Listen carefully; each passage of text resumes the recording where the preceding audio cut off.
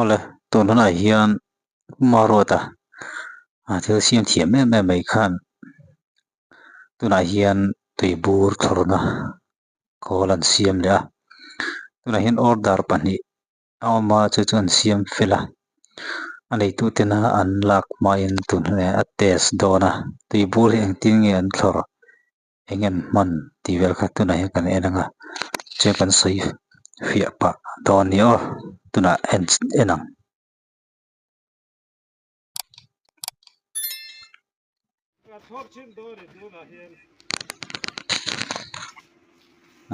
tuna thlor don si kong da ku ling vat don ni min dingin an urdona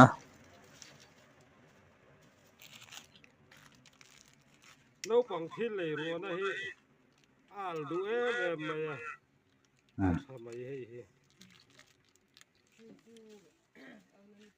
arab pam kor ham chi khamo ni chun de ka na nang mai ni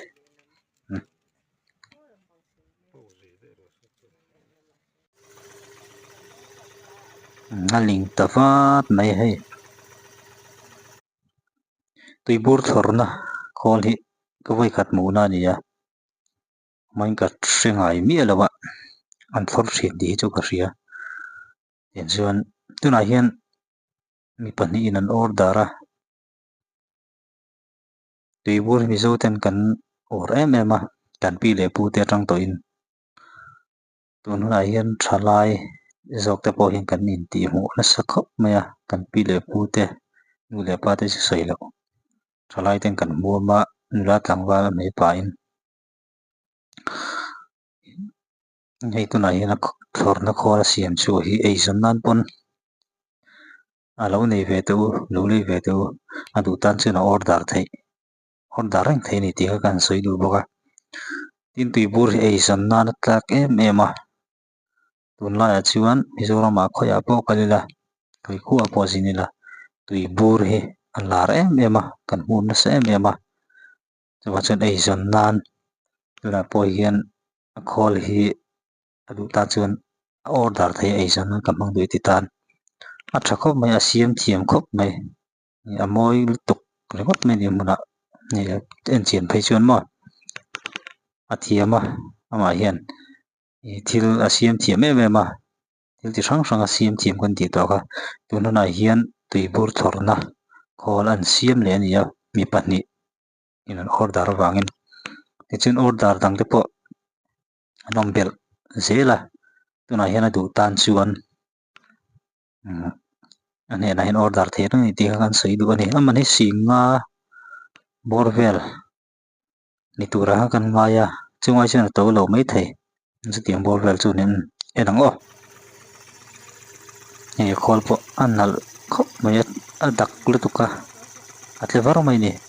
tin hei tuibur hi a khuvat vat tur ni a he khuchhuan atang hian hei mei khu kan tiang hian a khu chhuak tur ani ti hian a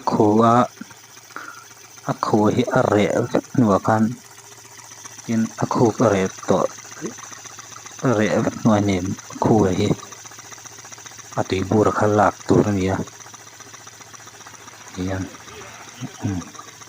a khuchhuan ani tuna kan hmuh lai a var hi maw pipe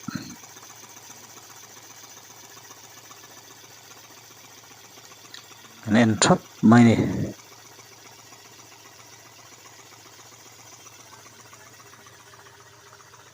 lo order chur te u tih kha kan sawi nawn ne duh ni ling vat mai si kawng kan tih kha maw khaw si kawng kha mai ling chungah mai ling in an ur ta ni tiangin pumaruat ei kawt hi them thiam khawp mai a thil hi a siam thei deuh zial mai tila kan sawi sual awm lo ve hei tuna siam te pawh hi tunlai kan mi zo te zingah chuan in tinah hian tuibur hi buam lo hi kan awm lo ma tih mai tur hi ni kan buam thei deuh zel mai ni mi tam tak chuan hmuam thang te pawh tam tak an awm lai hmuam thang vak lo te pawn a akhoi mo kan ti thei deuh zel tui bur hi tiang khop chen kan huam na sa to a chu ban chuan a hmuam mai baka a siam na khawl hi kan nei chuan sum don nan a tlak em ani ti kha or takin kan sei non ne du ne chu ti chuan kan lo order sup ton ni o ti kha kan sei du bawk ani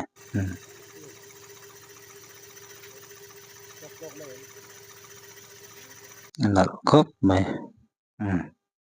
du to